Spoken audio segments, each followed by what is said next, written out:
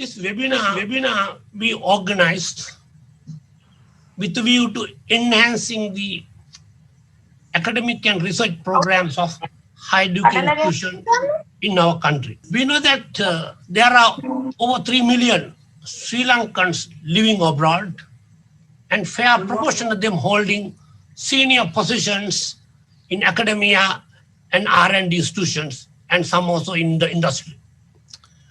They are very keen to contribute, share their knowledge and experience with the motherland, but there has been no credible and pragmatic mechanism for them to contribute.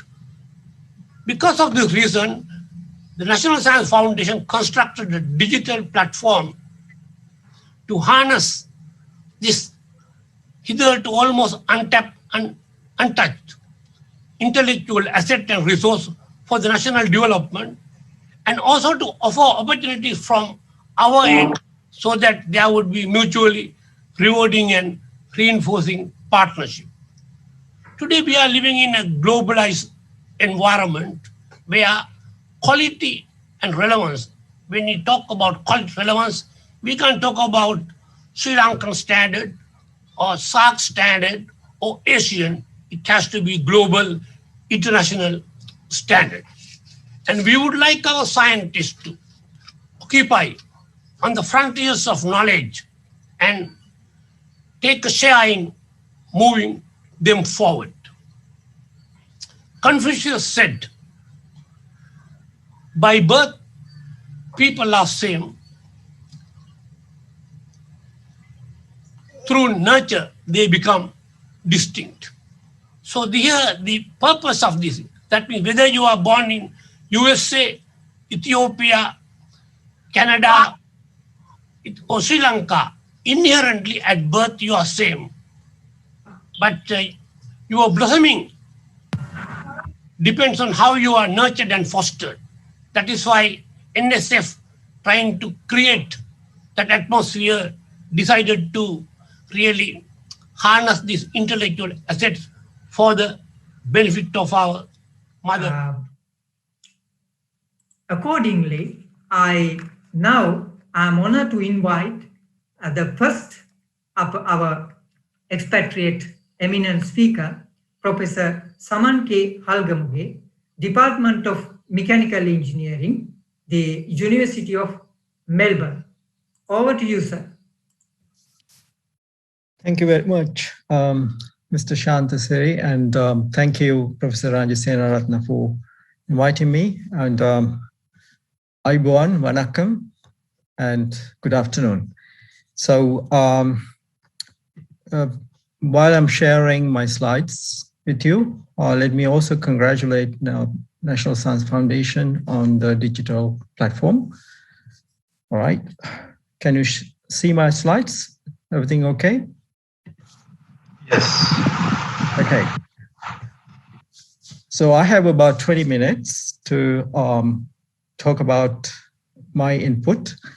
And so rather than going through all my introduction, I would highlight that currently I am an adjunct or honorary professor of SLIT, and I was previously doing similar activities at the University of Peradeniya, National Institute of Fundamental Studies, Kandy, and I was also Professor V.K. Samarayak Endowed Chair, Professor of University of Melbourne, again, visiting professor status. Okay, so now in the first part of my talk, I'll be giving an analysis of Sri Lanka's research output. And you may see during all the talks how this can be relevant, and because we should first understand where we are, but this is given not to discourage anyone, so or to insult anyone. So, but that is from a major database, and if you have heard of Scopus, and which is currently being used in many ranking bodies. And so because it has a really good coverage of science and engineering and mainly. So I have taken all the research outputs until 2020. So I have done this on Sunday. So it's very, very recent, Sunday, a few days ago. So now I just put these things and I plotted three Indian universities. Two are really well-known engineering institutions, and University of Delhi, which is a bit like University of Colombo in terms of reputation, and all the Sri Lankan universities, all the key ones, and here. And don't worry about the Sri Lankan universities. I will expand that and explain a little bit. But first of all, we have to understand that even though some people may look at Indian universities not so positively, and they are doing pretty well, some of them, not all of them, but some of their key universities are doing extremely well, especially in comparison to Sri Lanka. So these are scholarly outputs in this index database, and which consists of journals plus some conference proceedings as well. So now, since it is difficult to see the Sri Lankan universities here, and what I do is now I delete the Indian three universities just to see how we are doing. So these are the 9 Sri Lankan universities, and it's quite interesting to see that the Colombo and Peradeniya universities are really consistently on top, and the Moratu making a brave attempt. So around 2015, you can see that it is increasing quite significantly and going down a little bit, but still it made an impact to become, to differentiate from the rest of the university. So this is something that our friends in University of Moratu should go back and look. What did you do closer to 2015? So probably a couple of years earlier. You may get a hint of that when I proceed with this slides. So it's interesting to see. The other interesting fact is also to see University of Jaffna. So I'm a friend of University of Jaffna, and I would like to see more support for University of Jaffna to get back to the glory that it had well before the end of the war. And so otherwise you see that it is stagnated somewhere here. So SLIT, congratulations, and increasing quite nicely, and mostly in the recent years. Okay, so now this is an interesting one. So how many publications do we have as for Sri Lanka in this corpus database? And 31,551 documents. And the oldest one is done in 1,836, not too bad, right? So I'll show you this. And but the fact is that about half of these publications are done since 2015. So it's an interesting way to look at how well Sri Lanka has been doing in recent years. So now the main messages from this is do not publish in venues that may not have an impact. So except that you want to go and present something and network, because otherwise it will not count. You can have 1,000 different conferences, one each for every department in every single university, and a journal for every single university. As long as they are not indexed, as long as they are not indexed, they mean nothing, okay? At least not for the research output, but they mean something for networking. So they have their values, but be careful in having too many of these things that have no impact on the actual research landscape. So try to get quality expats to work with you. Why am I saying that? With these numbers, you will see that some of these papers, especially the papers with very high impact, have quite a lot of international collaborations. So I say this interesting statement here. So you may not know how to get them to pay their dues. This is my experience. Other people may share that with you. We want to help. We want to pay our dues because we were educated in Sri Lanka, and we went to university for free, okay, and paid by the taxpayers, most of us. So we want to give something back, but sometimes you may not know how to do that. So I think digital platform is doing a significant role in bridging this divide. Collaborate with quality colleagues in other Sri Lankan universities. You have really good colleagues in Sri Lankan universities, but one university has to go and talk to colleagues in the other university. And I have to ask, why not? Because I haven't seen that much of this is happening. All right, most expats may like to help institutions, and this is why we help individuals, right? But our actual goal is to help universities, institutions, and in brief, Sri Lanka. So way of doing that would be to help individuals. Okay, so now I get back to my analysis here. So this is the most impactful research paper published by Sri Lanka. And so the reason I'm saying that is two things. The number of citations, that's one way to look at it, but there's another way to look at it. This is very important. Some of you may not know that. It's called field-weighted citation impact. So if you have these 8,550 citations in medicine, that may not mean much because in medicine, papers get a lot of citations. But if you have the same in an area like this, it means quite a bit. And this is what the field-weighted citation impact tells you. If this number here, field-weighted citation impact, or FWCI, is less than 1, that means your paper is below average, okay? So try to publish papers that will get this better than 1 FWCI, and then you are making a contribution to Sri Lanka. Otherwise, you may not, okay? So again, now this is probably of interest. So, okay, I can see some, maybe I try to clear this. Okay, where does that come from? Okay, so now, can the moderator clear up these yellow lines on the screen appearing, if possible? Yeah, but I continue. So this is the oldest paper published by Sri Lanka. So it's quite interesting to see. And so Colebrook, you probably have heard of Colebrook Commission. So he published this paper in 1836. And this is quite interesting, and the topic of it. And so now this is the old publications that Sri Lanka has published, little over 31,000 in this index database, which is quite commonly used. So you may or may not like the fact that your paper is not there.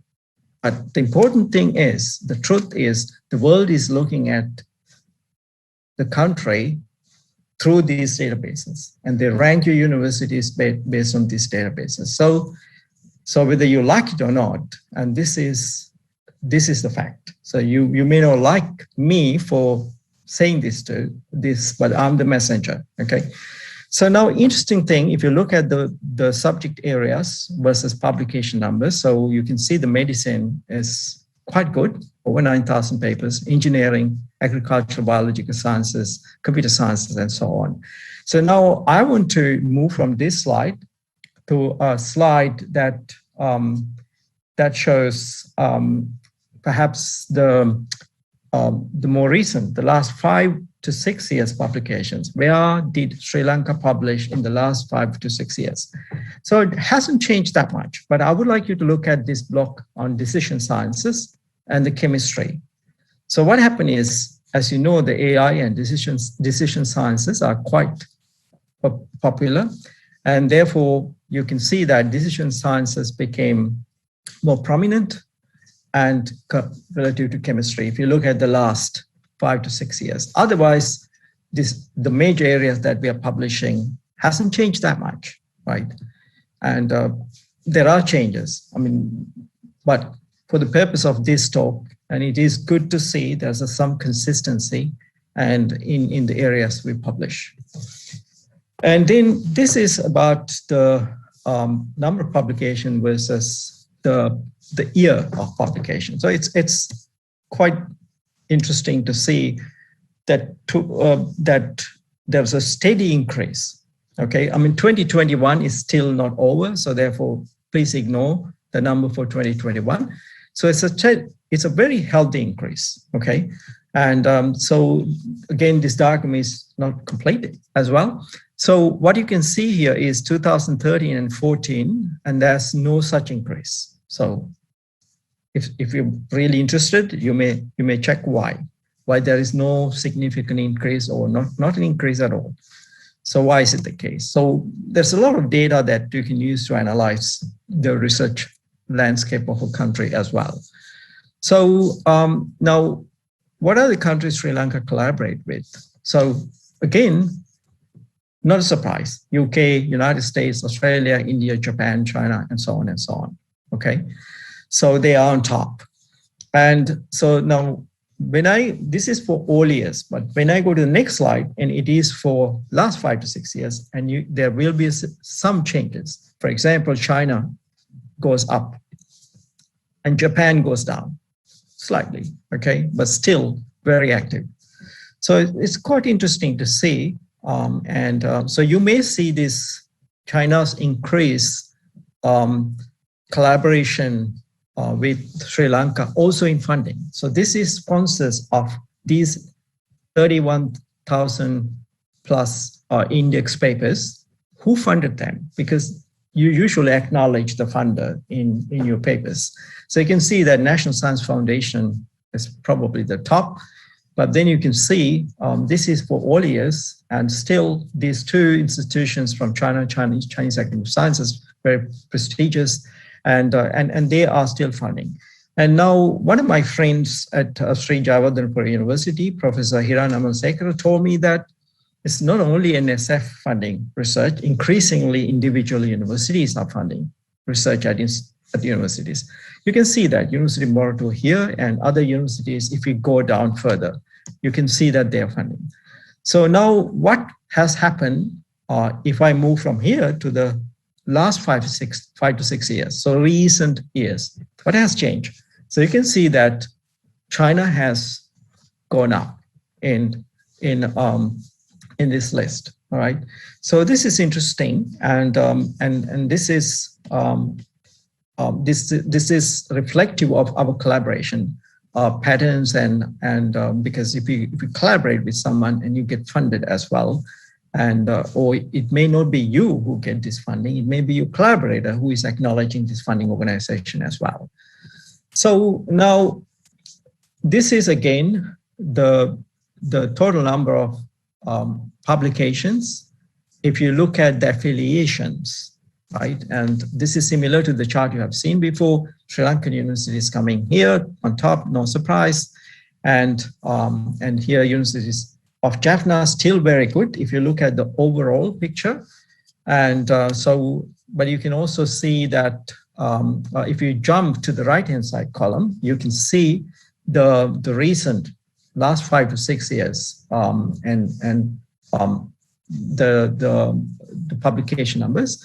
You can see that Sri Lanka is actually doing well in terms of international collaboration. So because University of Auckland, Malaya in Malaysia, Korea, and so this is actually University of Helsinki, Johns Hopkins and Seoul National University, and they're coming here, and because they collaborated with Sri Lankan researchers, and this is why they are featured here. So this is for the last 5 to 6 years, and this is for the whole all years, okay, since 1836.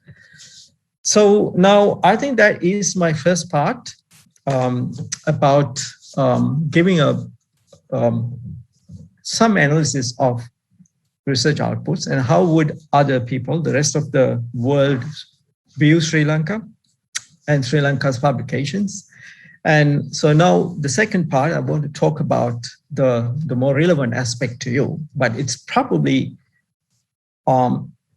good to understand where we come from. Where do we stand in the research landscape? Okay.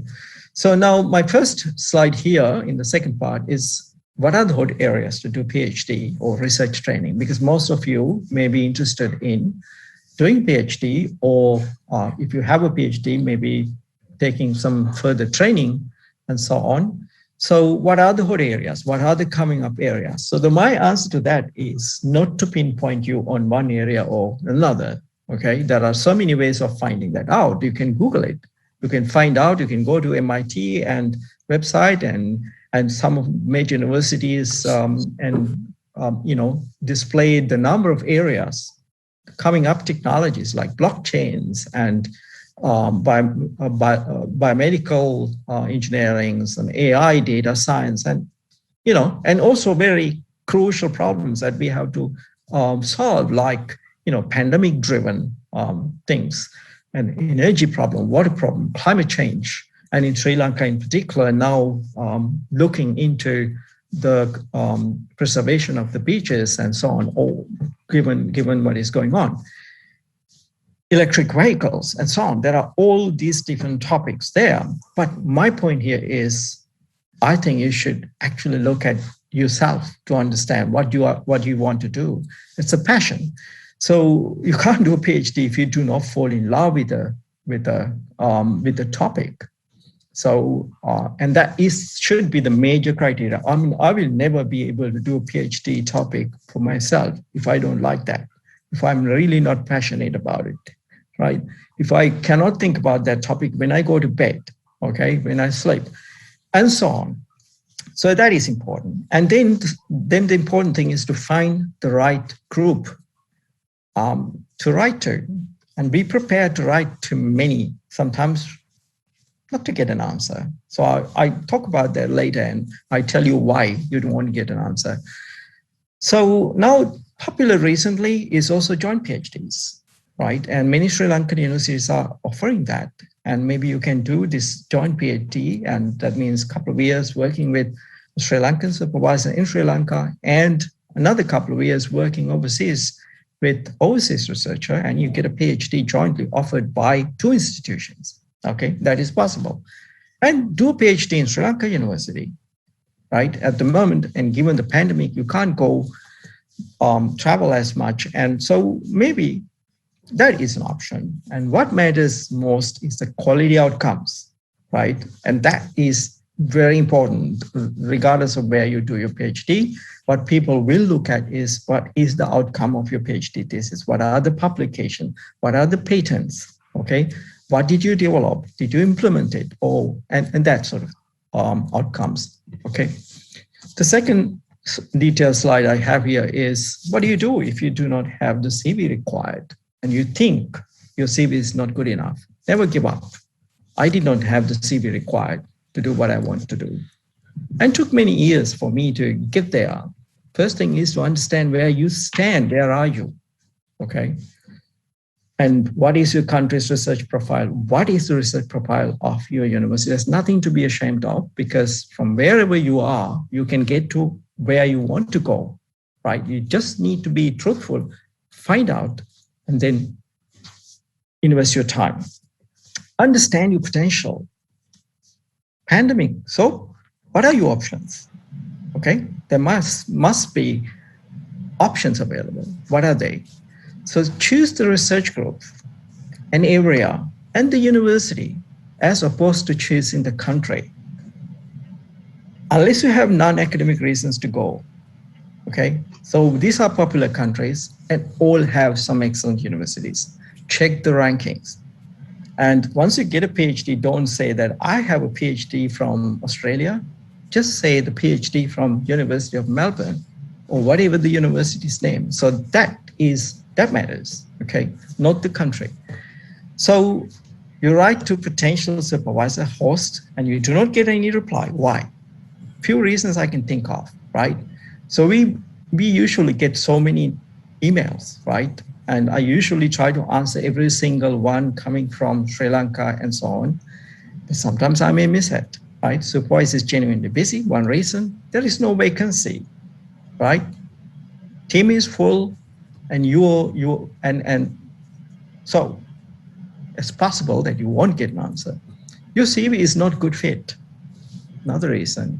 And fourth reason is your mail did not reach the supervisor host, which you wouldn't know. So all possibilities are there. So it's okay to send another email with a different subject heading or forward the same email and change the subject heading saying that I'm writing to you again.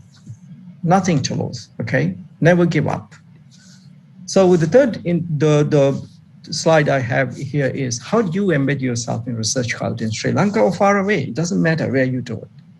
So you have to do your homework, okay? If you come to Australia, if you come to University of Melbourne where I work, the cost of recruiting a PhD student is this much, $265,000. So the question is, what is expected of you, okay? Why do they invest this much money in you, right? And so prepare yourself to be that person, okay? So it's important to understand this, understand this scenario. Talk to your dedicated senior researchers in your Sri Lankan university and seek their views. And talking to younger staff who have done their PhDs recently and came back to Sri Lanka or did the PhD in Sri Lanka itself. Talk to them. It's important because they have the most recent experience about the PhDs. PhDs do not stay the same. It changes. In 5 years, if a student comes to me and this person will be doing a different PhD than today, it changes so rapidly. The way it is done, the tools available and expectations, everything changes, okay? So talk to them. Read research papers with high citations or high field weighted citation indexes and attempt to do some research inspired by those papers. I have seen people doing it, okay? So people actually do this stuff before they contact us. They say, we took these research papers and we did this nice little thing. So what do you think about it? So I'm more interested then, okay? So there are no excuses in technology, engineering, computer science, and also physics, maths, and so on, the areas that I am talking about. Archive.com, papers are free. Google Scholar, you have access. So develop yourself to be a critical person. That is the opposite of always being a yes, sir, yes, madam person. Doesn't mean that you don't have to be polite. You still have to be polite to your teachers, but you do not have to agree with them all the time, okay? Be a formidable detective. That is essential if you want to do research, because you do not agree with the current state of affairs because you want to question them and you want to find new things. So that is so much important attribute to have if you want to do research. Improve your communication skills. This is not about English. This is beyond learning a language. My rule of thumb is I ask, are you good in Sinhala or Tamil or whatever the language you speak? So I ask the same question from other students. If you're good in your mother tongue, excellent in your mother tongue, I think it is a good sign that you will be good in this communication thing related to research. Okay, so now I'm going towards the last couple of slides, and this is my last detailed slide, I hope. And mine also as an expat, my experience. I work with smart students, absolutely super smart students, and good administrators. I work with UGC, Minister of Health, Minister of Higher Education, several VCs teams, just good people. In academics, wonderful people. You do have excellent people, okay? And some sharp politicians, I should say, although I like to avoid them, okay? And I think a few days ago, I wrote to an MP in Sri Lankan Parliament, quick text, or not text, actually message, and I got a reply within hours. And then I wanted a document, and that document came today, okay, on email. So it's very different. You have to look for them. Some of them are very sharp, okay? So now, sorry, I haven't finished it. What can we do as expats? We listen, understand, and appreciate, okay? It's an unequal playing field. My colleagues at Sri Lankan universities tell me, not enough research funds, not enough good local students willing to do PhDs. Research culture is not that great. Politics. Well, I ask myself, why do all these sound familiar? Do you think we have a level playing field? Sorry for spelling mistakes here. So do we have a, level playing field? No, it's not a fair world, but we have to work out a strategy, right? We shouldn't give up. We have to work out a strategy. We do that, and you have to do that too. Support academic staff, invite staff as examiners of PhD thesis conducted in good universities. I have started doing it, but of course, if my student is from Morato University, I cannot send this person's PhD thesis for examination to my colleague at Morato University. But I can go to Columbia University or Ruhuna, right?